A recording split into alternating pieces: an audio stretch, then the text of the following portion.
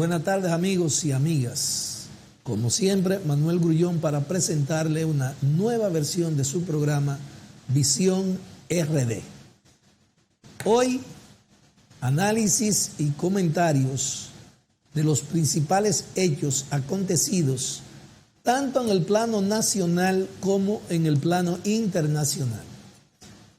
Le prometo que a partir del día de hoy vamos a tomar en esta semana algunos días para tratar el tema de la situación de Afganistán, lo que está sucediendo en Afganistán después que los Estados Unidos, el presidente de los Estados Unidos anunciara el retiro de la tropa norteamericana después de una ocupación de 20 años.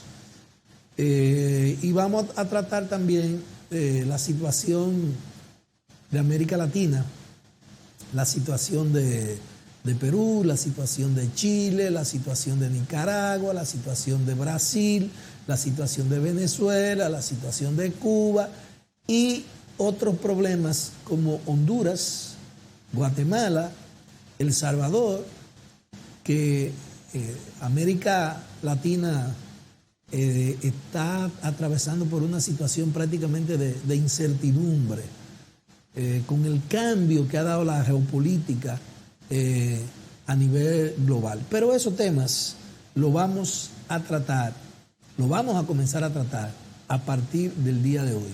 Hoy vamos a comenzar precisando algunas situaciones de la realidad de Afganistán y el origen de los conflictos y las situaciones que se han presentado en ese país.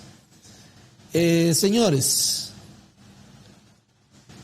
en programas anteriores, en entregas anteriores, nosotros habíamos planteado la preocupación que teníamos porque percibíamos, no teníamos informaciones precisas, pero percibíamos que podía presentarse una situación difícil con la decisión del Ministerio de Educación de llamar a clases presenciales. Y lo decíamos porque no veíamos, no sentíamos que había una planificación, que había un programa de actividades, una coordinación, un levantamiento, una auditoría sobre la situación de las escuelas del país. Y ustedes han visto a través de los medios nacionales las diferentes denuncias que se han presentado con relación a la situación de muchas escuelas en el país. Y lo primero que me choca es el hecho de que están presentando denuncias de escuelas que están en mal estado, que incluso ni no sirven los sanitarios, las paredes están rompiéndose. Y si esa situación usted la une a una situación de que, según lo que establecen los científicos y la gente que sabe de eso, en la República Dominicana no se puede descartar en un momento determinado una serie de sismos, temblores de tierra. Y ya en una ocasión, recordarán ustedes que hubo un fuerte temblor de tierra aquí en la República Dominicana, pero que fue de madrugada y muchas escuelas colapsaron, pero no había nadie en las escuelas. Entonces, yo tengo esa preocupación unida a la realidad que se está viendo en las escuelas, en el sentido de que aquí últimamente se han hecho muchas escuelas, pero ¿quién ha supervisado esas escuelas? Nadie. Esas escuelas están en condiciones de resistir un sismo de 6.5 o 7.2 en la escala de Richard. ¿Quién puede decirme que sí? ¿O quién puede decirme que no? Nadie. Entonces, uno se cansa de decir cosas por estos programas. Uno se cansa de hacer llamado a las autoridades. Mire, yo le aseguro a ustedes, sin temor a equivocación, que si el senador, un diputado o dos o los cuatro, y la gobernadora y el síndico municipal, si esas personas se juntan y envían una comunicación al Colegio de Ingenieros, Agrimensores, Arquitectos, etcétera, etcétera, de aquí de Moca, para que hagan un levantamiento.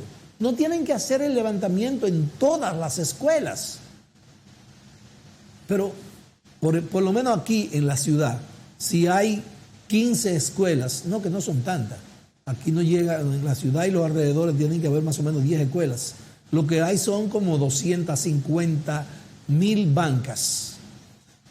Pero si se coge como modelo, por ejemplo, se cogen 20 escuelas y se va y se hace un levantamiento, un estudio, a ver las condiciones en las que están las escuelas.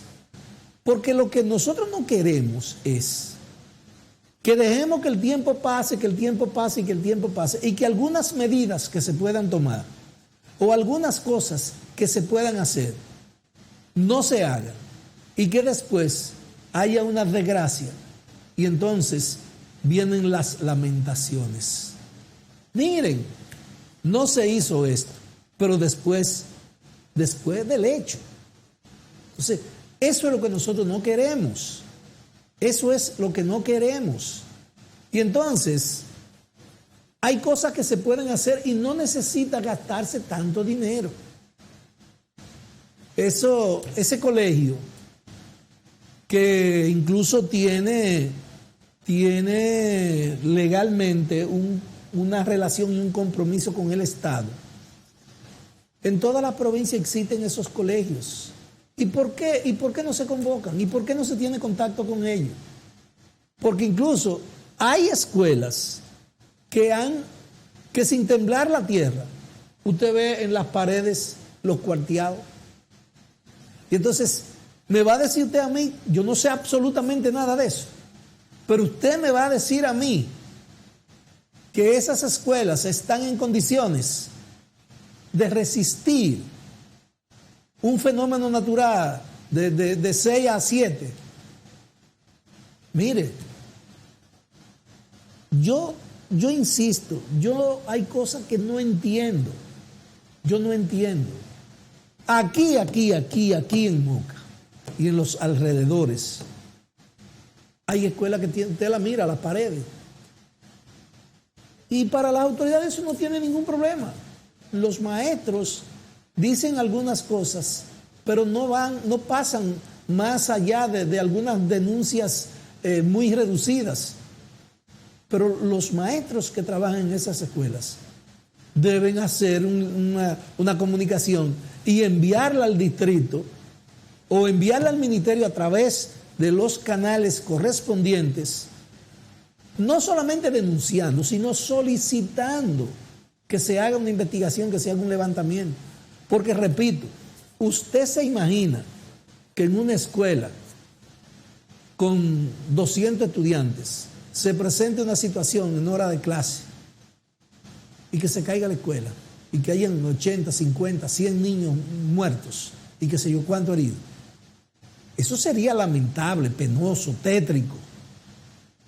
Pero nadie piensa en eso, porque nosotros los dominicanos tenemos una desgracia, cargamos con una desgracia en la espalda. Y es que nosotros no tenemos la cultura de la prevención. Nosotros queremos resolver las cosas después que tropezamos con ellas.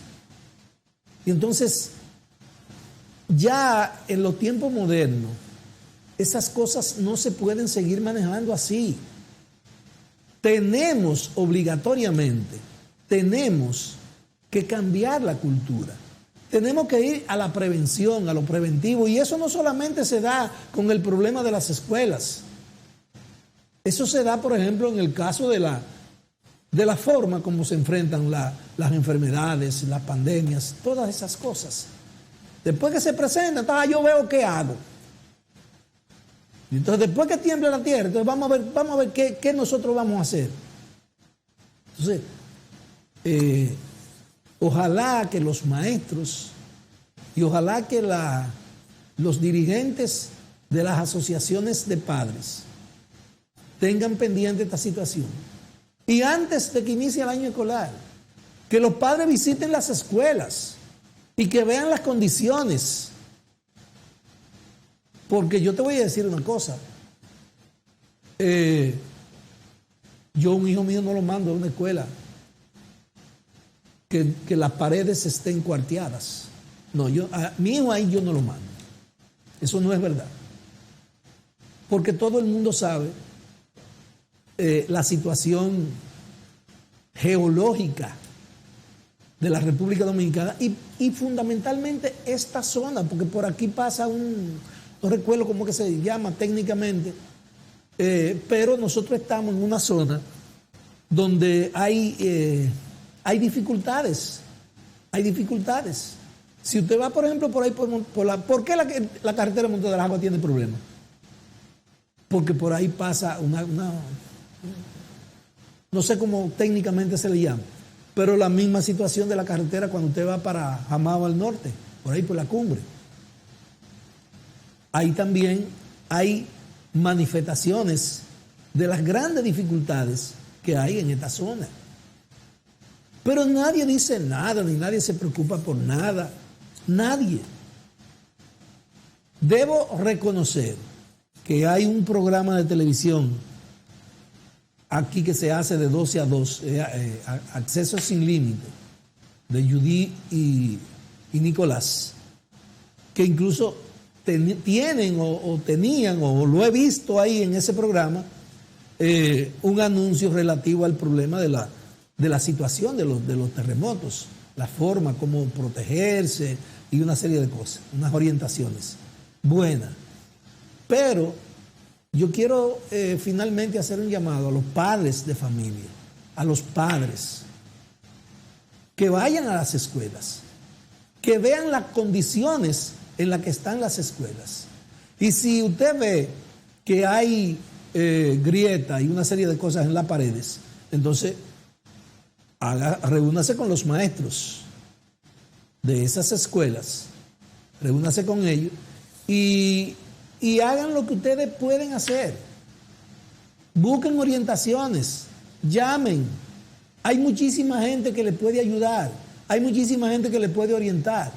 En cada una de esas comunidades, Monte de las Aguas, Juan López, Santa Rosa, El Higuerito, El Caimito, etc., ahí hay jóvenes y también viejos que son arquitectos, que son ingenieros.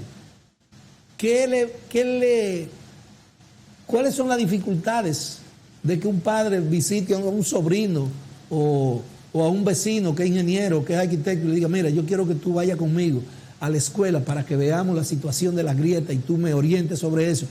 Y además, oriente también a los maestros. Y entonces puedan tomar algunas decisiones. Señores, pasando a otro tema. Hay una manifestación de preocupación del gobierno con relación a la situación de la violencia y la criminalidad en el país. Y en el municipio de Moca, en los últimos días, se han producido algunos hechos que han llenado de preocupación a muchas personas, incluyendo a quien habla. Esa muerte del bombero, la muerte del niño de Guaucí y la muerte de la jovencita por allá donde está la escuela de las Fuerzas Armadas. Esos son hechos preocupantes. Y si a eso usted le suma, bueno, también el joven que mataron ahí, que fueron a cobrarle de un asunto de una deuda de un motor. Prácticamente esos hechos ocurrieron en 8 días, todos.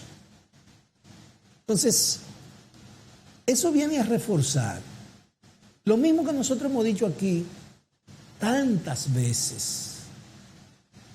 Y yo quiero decirle a ustedes que yo estoy desilusionado y hasta un poco frustrado, porque la manera como se le quiere poner costo a esta situación no va a dar ningún resultado.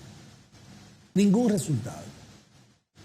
Aquí lo que nosotros estamos hablando es del problema de la policía. Todo el mundo sabe qué es lo que la policía hace. Y no solamente la de droga. Todo el mundo sabe qué es lo que hace la policía.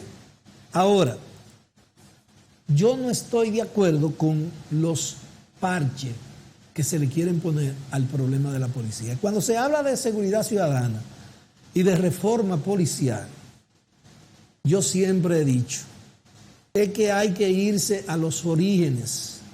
Hay que hacer un levantamiento, una investigación para ver las causas que generan la violencia y la criminalidad. Porque es muy fácil decir, no, ese problema lo genera la policía y los puntos de drogas. Yo estoy de acuerdo con eso, pero esos no son los dos únicos problemas que generan esas situaciones. Que vamos a pedir el traslado, que saquen a todos los policías de Moca porque no están haciendo nada. Y entonces, ¿usted sabe lo que hacen? Se llevan los de Moca para Bonao, para Villa Altagracia, para donde sea, y traenlo de allá para acá. Pero con las mismas malicias, defectos, vienen a hacer lo mismo. Y yo no sé si ustedes vieron una denuncia que hacía un muchacho ahí que lo están vinculando a la muerte del niño de Guaucí. Él dice que él no es asesino, que él no ha matado ni mata a nadie, que él vive de su punto de droga y que él va a estar vendiendo droga hasta que la policía lo deje. Oiga bien lo que dice ese joven. Y su esposa, cuando la detienen, ella dice a la prensa, delante de los policías, ella dice que no, que su esposo no es un criminal, que es lo que hace que vende droga. Y lo dice así, como si vender droga no fuera un delito. O parece que ya no es un delito. Porque aquí hay tantas personas que viven de eso y hay muchas personas que están relacionadas con esa actividad económica y nadie dice nada. Y entonces, pero quieren culpar solamente el problema a la policía. Y yo digo, la policía es parte del problema, pero no es el problema. Yo reconozco todas las cosas, las denuncias que dicen de los policías, pero insisto, la policía no es el problema. La policía es parte del problema. Y como parte del problema, hay que estudiar, hay que ver fórmulas para ver cómo resolvemos los problemas, la parte del problema general que cae sobre la responsabilidad de la policía. Insisto,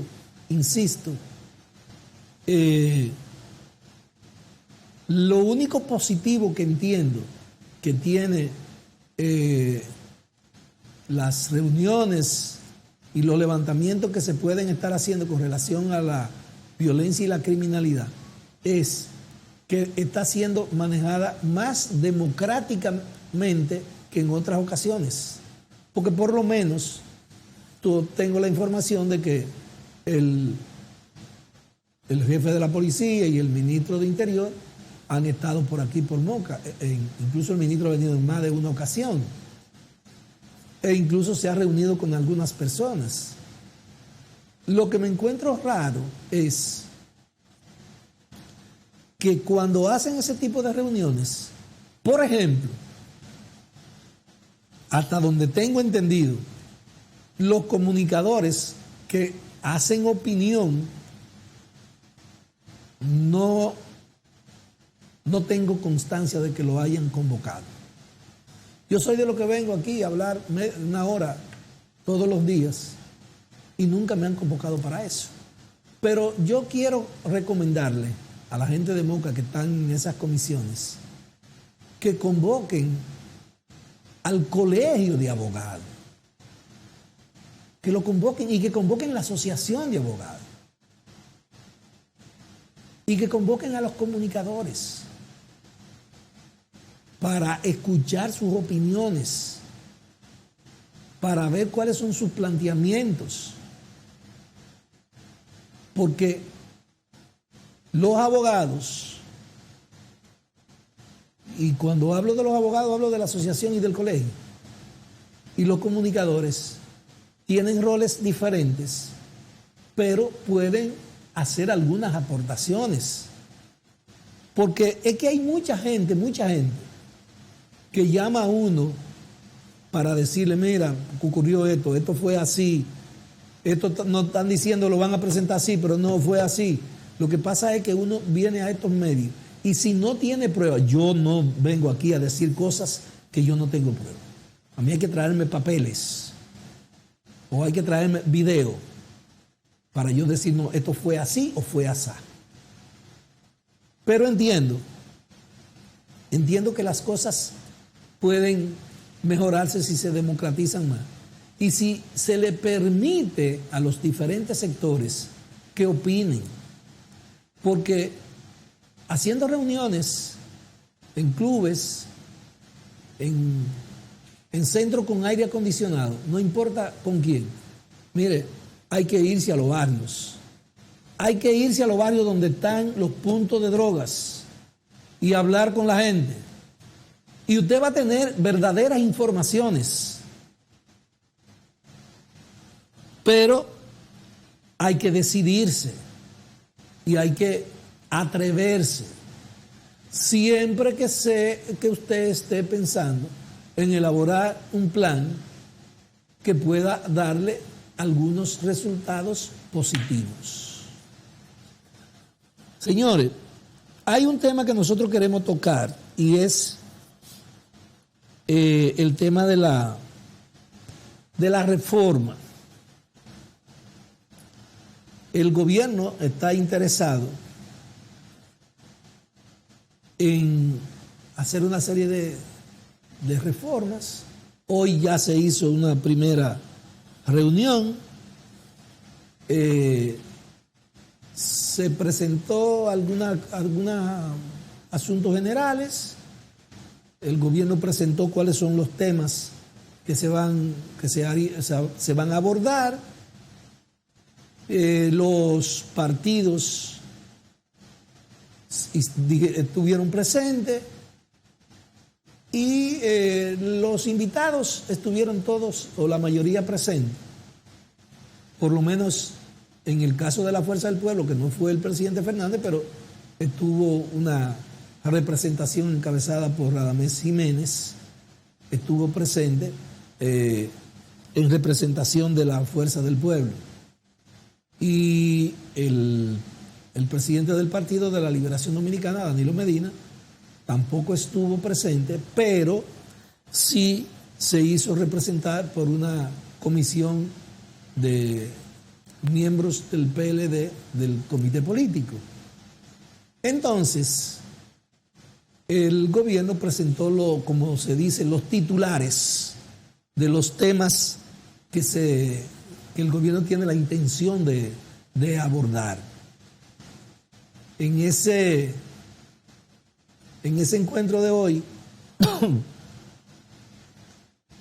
se determinó una segunda reunión para el 15 de septiembre. Y yo tengo entendido, revisé la información, la reseña de los diferentes medios, no lo precisan, pero tengo entendido que para la reunión del 15 de septiembre, el gobierno va a presentar diferentes borrones, es decir, sobre la reforma a la educación. El gobierno va, entiendo yo no soy de esa comisión, ni solamente estoy diciéndole lo que vi en la reseña, pero entiendo, y es la lógica, que el gobierno como proponente tiene que decir, miren, sobre la reforma en la educación, nosotros entendemos que este es el camino, este es el rumbo. Por aquí es que creemos nosotros que debe ir el país para garantizar la estabilidad y el desarrollo, para combatir la pobreza, para combatir la inequidad. Y entonces,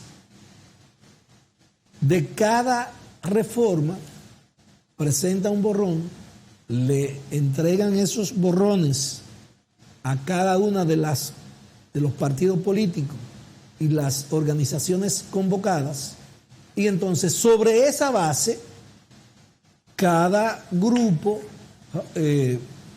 convocado entonces hará un estudio, hará una investigación y va a escribir lo que entiende sobre la reforma laboral, la reforma constitucional, la reforma a la educación, la reforma fiscal, etcétera, etcétera, etcétera, etcétera.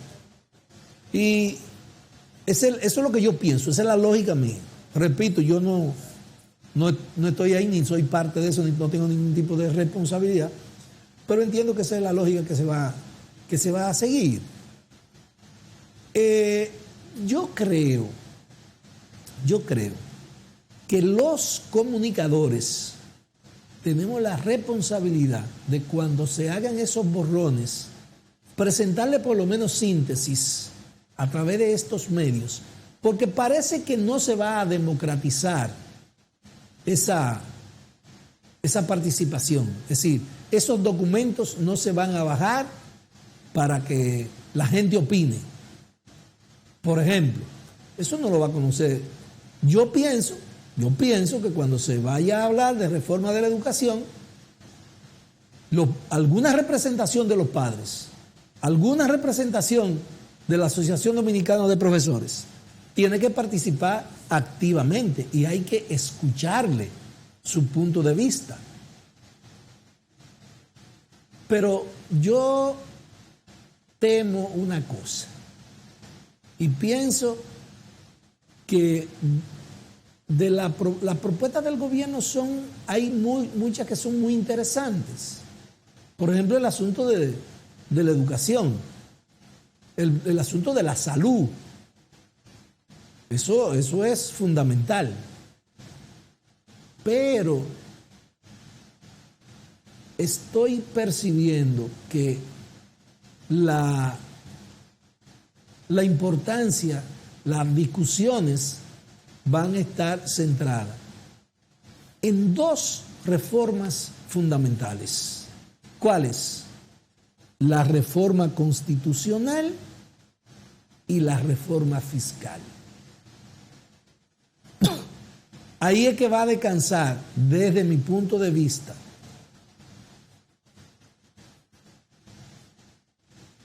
las grandes discusiones. Y yo creo que sí, que son temas fundamentales. Pero mire, se está hablando de reforma de la Cámara de Cuentas, del sector eléctrico, del sector agua. Esas son cosas fundamentales. Esas son cosas fundamentales, porque yo te voy a decir una cosa. Si a mí me preguntaran que de esas reformas, cuáles yo entiendo son las prioritarias, mire, lo que tiene que ver con la reforma, si es verdad, si es interés que tenemos, porque si es un asunto para brillar o para titulares de periódicos, entonces que me lo digan con tiempo. Pero eso que tiene que ver con la ley de reforma del agua en este país, eso es fundamental. Pero ¿y lo que tiene que ver con educación? Ahí hay muchas cosas que discutir, ahí hay muchas cosas que modificar, ahí hay muchos enfoques que hay que cambiarlos. Y entonces, o nos vamos a conformar con algunos titulares en los periódicos y con decir que no, que la tanda extendida y una serie de cosas. Yo pienso, igual que el problema de la ley de salud, igual que la reforma laboral, los temas son fundamentales para sentar la base del desarrollo del país. Ahora, mi temor es que en esas discusiones se imponga no la voluntad ni la decisión, sino que se impongan los puntos de vista de los grupos económicos y de los sectores políticos que manejan las direcciones de los principales partidos, que en determinadas ocasiones esos dirigentes políticos no son independientes, son personas que tienen vínculos con grupos económicos y que representan a esos grupos económicos. Y eso puede ser muy, pero muy peligroso. Ojalá que no se imponga el criterio, los puntos de vista de lo que más pueden y que lo que menos pueden, entonces se echen encima la carga de los problemas que nosotros venimos arrastrando en este país. Yo no he escuchado, se ha hablado mucho y la prensa hoy reseña muchas informaciones sobre los temas, las discusiones, lo que ha planteado la Fuerza del Pueblo y otros grupos políticos con relación a la reforma constitucional, la intención del Partido Reformista encabezando una propuesta de reforma a la ley de partido y a la ley de régimen electorales, que evidentemente ya el presidente de la Junta lo había manifestado, y yo soy de lo que creo que también hay que hacer algunas reformas, evidentemente que no sea un tollo como el que se hizo, donde la mitad de los artículos, bueno, no vamos a exagerar la mitad, pero muchos de los artículos contemplados en ambas leyes, pues cuando fueron al Tribunal Constitucional se probó que eran contrarios a la Constitución. Entonces, todas esas cosas hay que modificarlas, hay que actualizarlas y hay que ponerlas en consonancia con lo que establece la Constitución de la República Dominicana. Pero decía, me ha extrañado que dentro de todas las cosas que se han dicho, que se van a poner sobre el tapete, no se ha planteado nada, no se ha dicho nada sobre el Código Penal, pero tampoco sobre la ley de extinción de dominio, que ya en otras ocasiones hemos hablado tanto del Código Penal como de la ley de extinción de dominio. Y para los propósitos del gobierno, la aprobación de la ley de extinción de dominio es fundamental. Y más ahora, porque les voy a decir una cosa.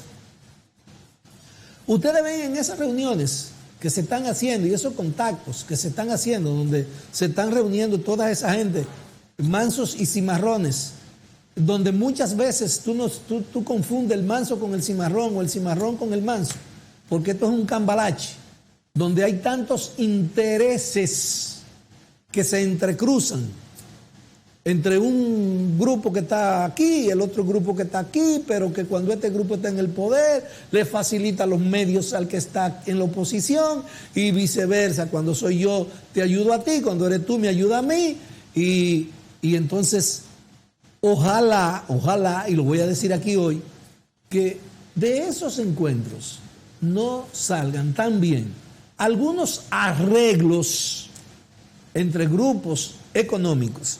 Porque te voy a decir una cosa, yo me niego a aceptar que la gente del gobierno podrían, aunque conversando con un amigo la semana pasada me decía, no, mira, todo es posible.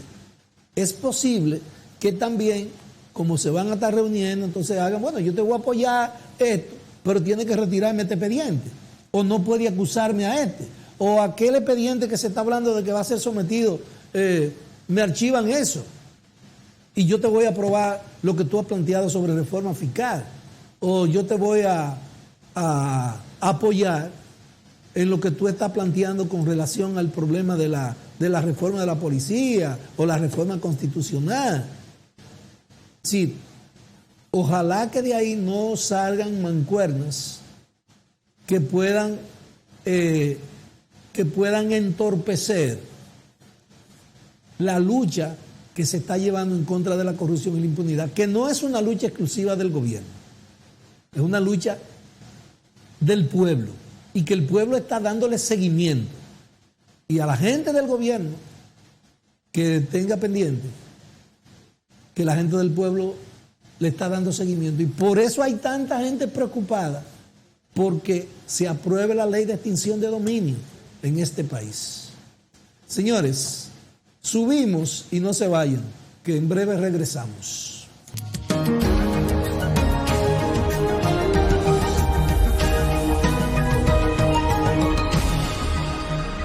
Continuamos con su programa Visión RD. Como le habíamos prometido, yo le voy a poner un video sobre lo que está pasando o ha pasado en Afganistán y algunas verdades que los medios de comunicación convencionales, tradicionales, no los reseñan. Y entonces, las cosas que no dicen otros medios, nosotros las decimos aquí, porque la gente, son cosas importantes que la gente debe saber. Máster, hazme el favor, colócame el video. Hola amigos, bienvenidos. Amigos, como siempre su canal y su servidor Ubaldo Quiñones le trae los hechos, noticias, información, así también como los temas más importantes y un análisis de los hechos, la noticia o la información.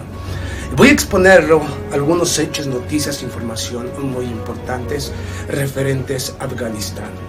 ¿Sabe por qué? Porque apesta mucho lo que pasa en Afganistán. Bueno, yo he venido exponiendo no solamente a través del podcast, sino también a través de diferentes videos que esto huele a una trampa en la cual están cayendo muchos gobiernos. Puede que usted sienta pena, lástima, puede que su sensibilidad se sienta herida cuando uno mira lo que está pasando en Afganistán, las consecuencias nefastas del abandono a este pueblo, las consecuencias nefastas de una guerra de 20 años infructuosa que solamente dejó destrucción, caos, muerte y desesperación. Usted puede sentir cualquier cosa, pero la realidad es la realidad y no la podemos cambiar. Entonces acepto cualquier tipo de crítica, pero no por eso voy a dejar de exponer hechos, noticias, información y mi propio punto de vista y el análisis de todo esto. Y para mí todo esto apesta.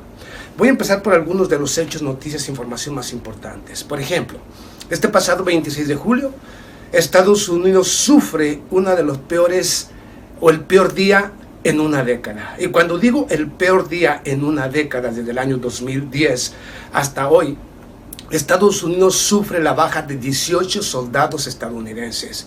soldados o marines, no importa, pero son 18 soldados estadounidenses quienes murieron en los atentados perpetrados este pasado 26 de agosto allá digamos a los alrededores del aeropuerto de Kabul allá en Afganistán. 18, no fueron 12, fueron 18. 12 al momento de los atentados y 6 que murieron por las graves lesiones, ya que más de 22 fueron gravemente heridos. Pero hasta estos momentos van 18 muertos. Claro, políticamente en Estados Unidos, exdirigentes como el señor Donald Trump, el señor Mike Pompeo, el señor Mike Pence y todo el gabinete Trump exige y pide en los medios de comunicación corporativos la renuncia del señor Joe Biden, Anthony Blinken, del señor Taylor, hablo del señor Sullivan y de todos aquellos que representen el gobierno del señor Joe Biden. Se pide su renuncia precisamente ante la lamentable muerte de los 18 soldados estadounidenses. Curioso, ¿no? Hay indignación en Estados Unidos por la muerte de 18 soldados. ¿Recuerda usted que Amnistía Internacional de la Organización de Naciones Unidas o Médicos Sin Fronteras señalaban que 21,000 niños afganos fueron mutilados durante estos 20 años de guerra por los depredadores o los drones no tripulados? 21,000 niños fueron mutilados. Entre ellos murieron 41,000 civiles en estos 20 años de guerra. ¿Cómo se les nombraba entonces cuando caían niños, mujeres, ancianos en estos ataques? Daños colaterales, ¿no? Decían que eran daños colaterales. Entonces, la muerte de los soldados estadounidenses, pues son daños colaterales. Y démosle la vuelta a la página y continuemos para adelante, ¿no? Si vamos a ser honestos, hay que decir las cosas como son. No hay que ser un hipócrita tratando de hoy sentir indignación por 18 soldados que mueren en atentados, mientras que los miles de civiles afganos pues se quedan en el olvido, ¿no? O son daños colaterales, según mi punto de vista, análisis e información. Usted saque su propia conclusión. Pero vamos aquí. Ahora, es un atentado. ¿Quién es responsable entonces de la muerte de estos soldados y de 123 personas que han muerto hasta este momento por esos atentados? 6 explosiones a los alrededores precisamente del aeropuerto de Kabul. Daesh o ISIS se adjudicó justamente este ataque. Ok, pero vamos. ¿Quién dejó libre a los cientos y miles de milicianos o yihadistas en Afganistán? ¿Quién los dejó libres? Pues fue justamente el Talibán, quien liberó a todos los presos de las diferentes cárceles, entre ellos Al-Qaeda, Daesh y todo tipo de mercenarios. Fue el mismo Talibán.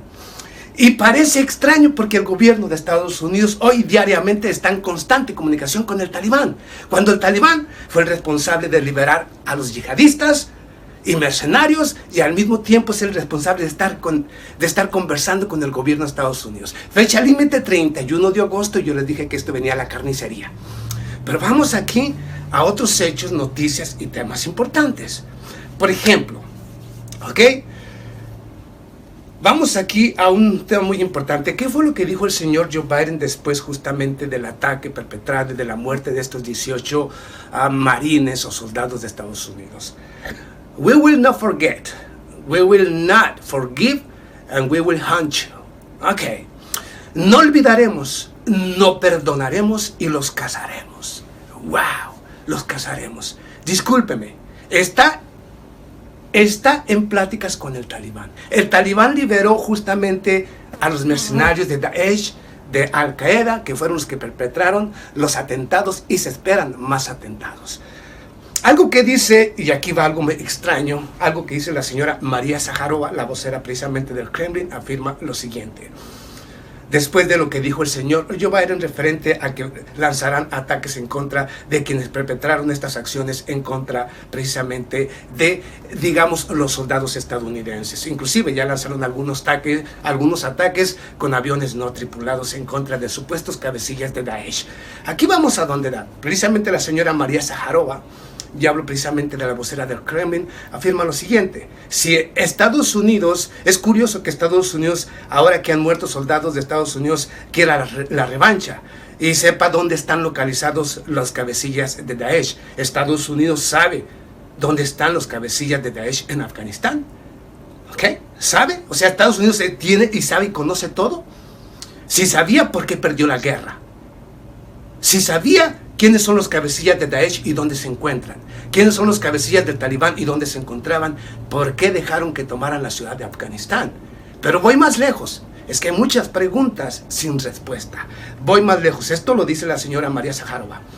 El señor Sayed Hassan Nasrallah, y hablo justamente de el secretario o el dirigente justamente del grupo de resistencia libanés Hezbollah, afirma lo siguiente. Escuche usted, hablo de Nasrallah, hablo del secretario o dirigente de Hezbollah, el grupo de resistencia libanés, que afirma lo siguiente. Es extraño que Estados Unidos diga o haya abandonado la guerra en Afganistán, dejando un caos generalizado.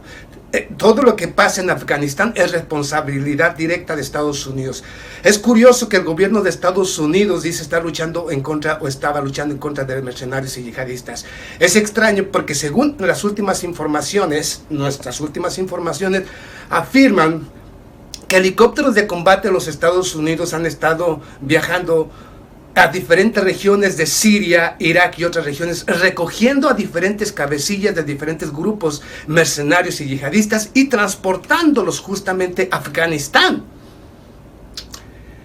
Ok, aquí entra uno y empieza uno a pensar. Escuche lo que dijo el señor Sayed Hassan Nasrallah. Hablo del secretario general del grupo de resistencia libanés. El gobierno de los Estados Unidos, aún con esta supuesta derrota, está viajando a diferentes regiones de Siria, Irak y otras regiones, recogiendo a los diferentes cabecillas y mercenarios y transportándolos a Afganistán. De esto no se habla en los medios de comunicación corporativos. De esto que está haciendo Estados Unidos. Entonces, ¿qué está haciendo Estados Unidos en Afganistán? Creando un caos generalizado. Definitivamente. Que van a intervenir militarmente, como los halcones de la guerra lo piden en Estados Unidos, cuando Al Qaeda, o digamos el Talibán, se quedó con 200 helicópteros Tomahawk, se quedó con más de 50 aviones de combate de diferentes tipos, cientos y cientos de zombies, así también como visores de noche. Así también hablan de que, digamos que los talibanes se quedaron con una enorme cantidad de drones no tripulados, los mismos drones que utilizó Estados Unidos en la guerra. Entonces, ahorita cualquiera que intervenga en Afganistán directamente sabe que va a enfrentar una de las milicias o los yihadistas más armados del planeta. Y ya hablo del Talibán. Pero vamos a otro punto interesante. Esto lo dice precisamente Sayed Hassan Nasrallah. Pero vamos. El líder de la resistencia en Panjshir, allá justamente en Afganistán, en la región que no fue tomada por el Talibán, pide al gobierno del señor Vladimir Putin o a Rusia interferir en la guerra afgana, asegurando que Rusia tiene una vasta experiencia como mediador en diferentes conflictos, como precisamente el de Armenia. Habla también de Siria, habla de Irak y de todas las regiones. Por lo tanto, Rusia podría ser la llave y la clave para apoyar y crear un gobierno de transición que represente a todos los afganos. O sea, confían en Rusia como el mediador, la resistencia precisamente en Afganistán. Pero aquí voy al punto interesante de todo esto. Vamos, ya le di algunas de las informaciones, algunas de las declaraciones más importantes.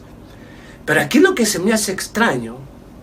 Vamos, Estados Unidos creó un caos generalizado. ¿Fue una derrota o fue precisamente una estrategia desestabilizadora?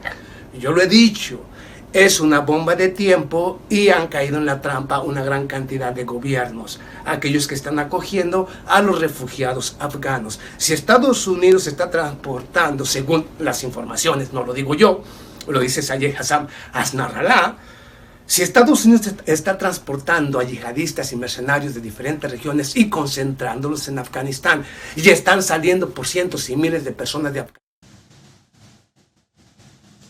Señores, voy a pedir excusas porque me equivoqué en el cálculo que hice, porque este tema es extremadamente interesante y las informaciones que ustedes están recibiendo a través de ese video, yo pienso que la mayoría de la gente del pueblo dominicano tiene que tiene que tenerla, porque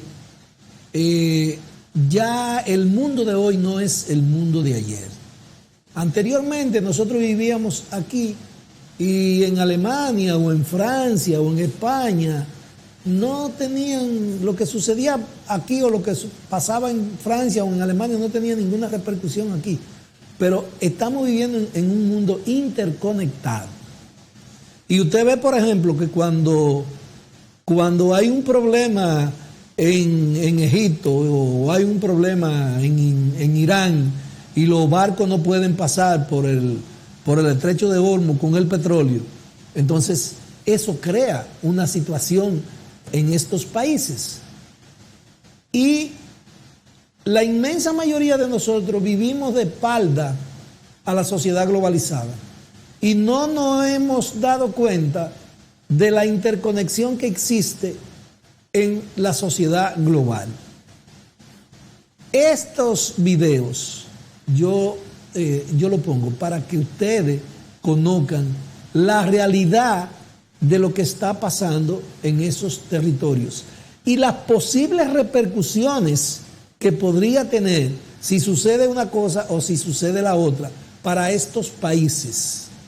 Sí,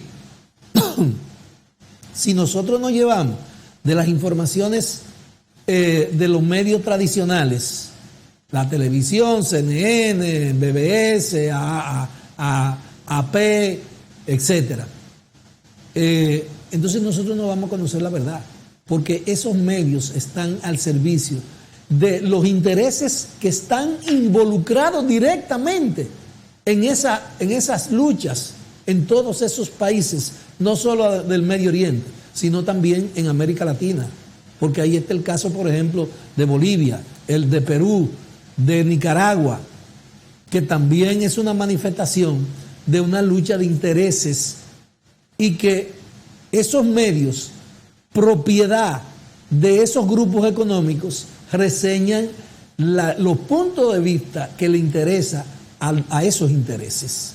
Señores, por el día de hoy hemos terminado agradeciendo a ustedes su sintonía e invitándoles para que mañana estén de nuevo con nosotros a las 6 de la tarde. No se vayan, que sigue Entre Jerez. Hasta mañana.